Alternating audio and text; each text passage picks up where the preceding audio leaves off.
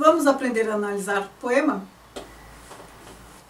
Olá pessoal, tudo bem? Eu sou a Carmen do blog O Que do Mundo e hoje eu vou dar 3 dicas para vocês analisarem poema. Percebam, não é para entender poema, eu já fiz uns 3 vídeos com este tema, para entender poema. Agora são dicas práticas de o que fazer para analisar um poema. E o poema que eu falo são os poemas contemporâneos, de versos livres e tal, que são mais fáceis. Eu me refiro a poemas com rimas, métricas, né? Os poemas assim anteriores ao século XX, mais ou menos, a maior parte deles, né? Então, também não vou entrar em detalhes assim de como fazer escansão de versos. O que é escansão?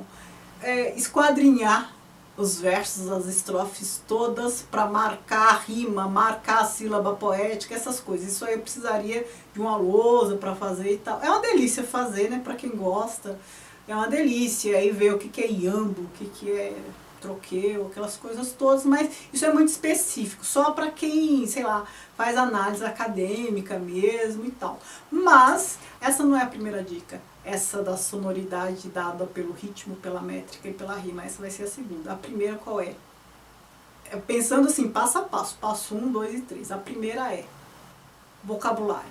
Procurem no dicionário significado das palavras. Então, às vezes, até palavras que vocês já conhecem. Então, se vocês já conhecem, o que vocês vão procurar?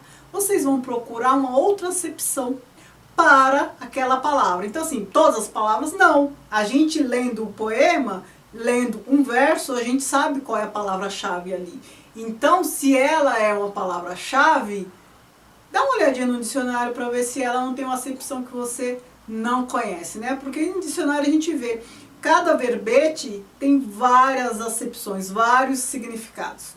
Às vezes você não conhece todos, às vezes isso é fundamental para entender o poema. Vou citar um exemplo. O Drummond tem um poema que se chama Aporo. Tive que analisar esse poema. Eu não conhecia nenhuma das acepções de Aporo. Fui lá pesquisar. Pesquisei em alguns dicionários e achei 2 definições, 2 acepções. Então, assim, problema de difícil solução, tal, ou um bicho, acho que inseto da família de não sei o que, não sei o que. Isso se encaixava no poema? Se encaixava. Então, esses 2 sentidos a gente tinha no poema. Lendo o poema dava para perceber.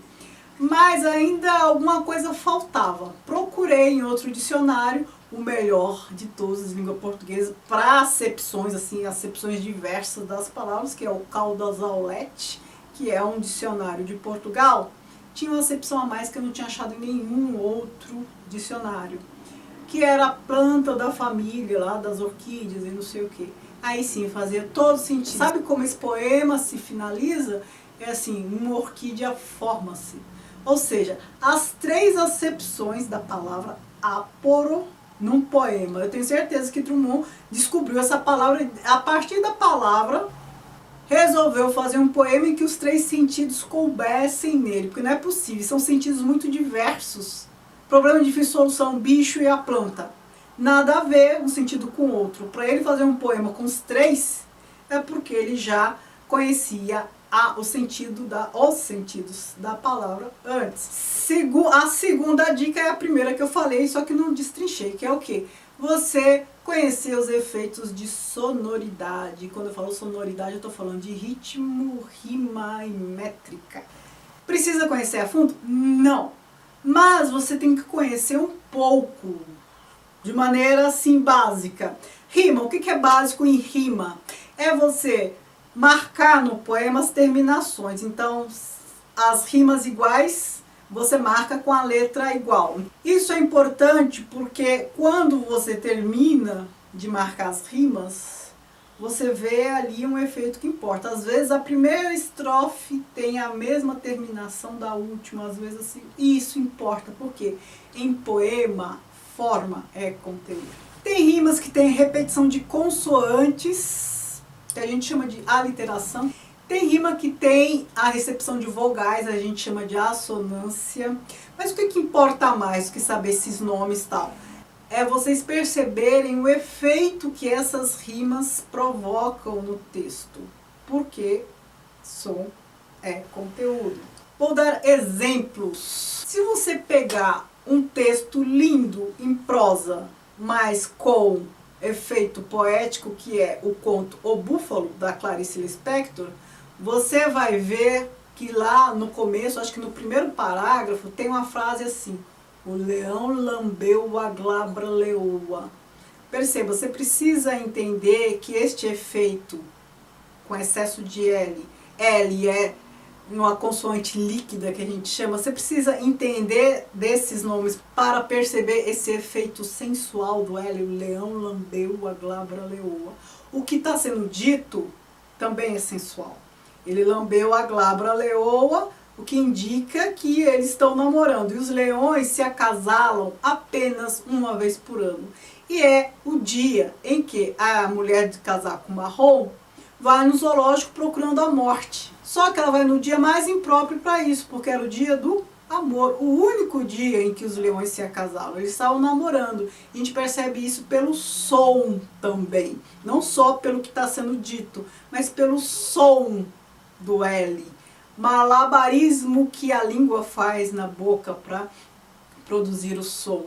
É muito lascivo.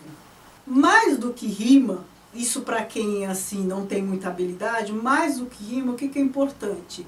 Os sons semelhantes. E aí você não precisa entender muito de fonética para identificar sons semelhantes. Às vezes são letras diferentes, que tem grafia diferente, mas tem um som parecido. Se a gente fizer uma análise fonética, a gente percebe que aquelas letras são da mesma classe numa análise fonética. Por exemplo, o V, o F, o S, a gente chama de fricativas, que provocam esses sons. Você não precisa saber desses nomes, mas você tem que perceber sons semelhantes. Assim como o som das oclusivas, que é o som daquelas letras que saem de uma explosão, como o T, o D, o K. Consonantais, as aliterações, às vezes elas não são feitas com letras iguais, mas sim com fonemas semelhantes. Então, às vezes é um T que rima com um D, porque tem sons semelhantes, porque pertencem à mesma classe fonética das oclusivas, por exemplo. Então, assim, não se prendam a esses nomes, oclusivas, fricativas.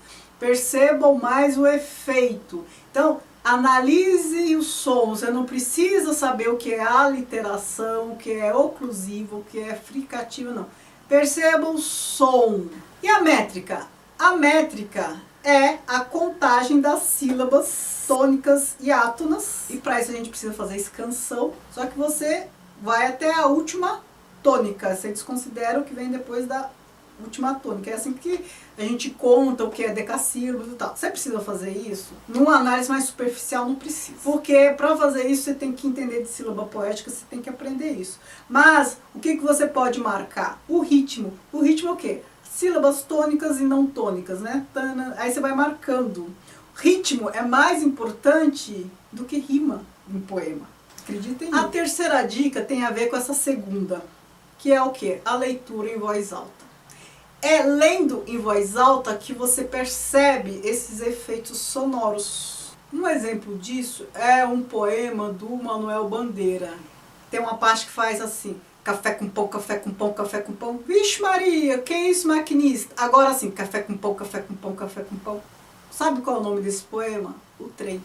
Lendo em voz alta, você percebe que o som está formando o ritmo do trem, de uma locomotiva. Aquele barulho da engrenagem da locomotiva, depois o piuí, que é vixe Maria, que é isso, maquinista? Ele fez isso usando palavras. O som do i, aquele som agudo, vixe Maria, que é o som do apito, com o ritmo de marcar sílabas tônicas e átonas, café com pão, café com pão, café com pão, repetidamente reproduzindo sons repetitivos. E aí a gente tem o efeito da locomotiva. Ficou claro por que som é conteúdo, porque forma é conteúdo em poesia e por que a gente tem que ler em voz alta?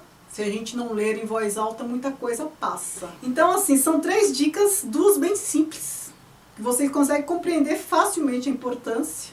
A outra, a segunda, vocês conseguem compreender facilmente a importância. Talvez não seja tão simples assim, porque quando eu falo de fonética, literação, pode assustar, mas simplifique da seguinte forma. prestem atenção no som, nos sons repetitivos. Prestem atenção no que os sons evocam. Então, às vezes, num poema, você tem esse excesso de fricativas. Percebam que este som imita o barulho de um bicho asqueroso. Às vezes, esse som está imitando o barulho de um vento. Percebam a ilustração que esse som pode causar. O último exemplo, que eu também já citei aqui em outro vídeo, o poema Os Poderes Infernais, do Drummond.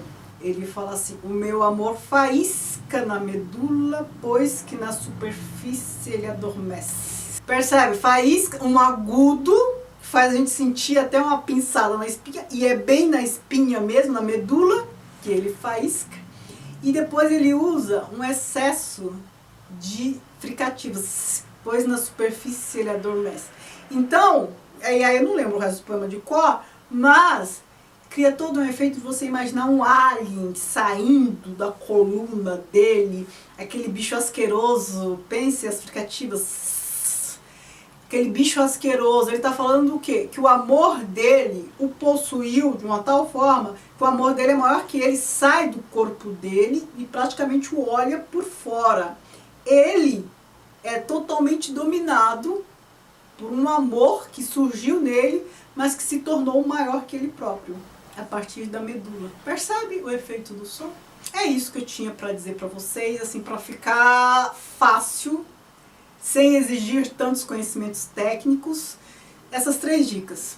Pesquise o vocabulário, preste atenção no som e leiam em voz alta. Com isso, eu tenho certeza que a relação de vocês com o poema vai ficar um pouco mais fácil. Tá bom? Muito obrigada por me assistir até aqui, obrigada pela paciência, e me digam se vocês gostam de poema ou não, qual é a grande dificuldade. Obrigada, beijos e tchau, tchau.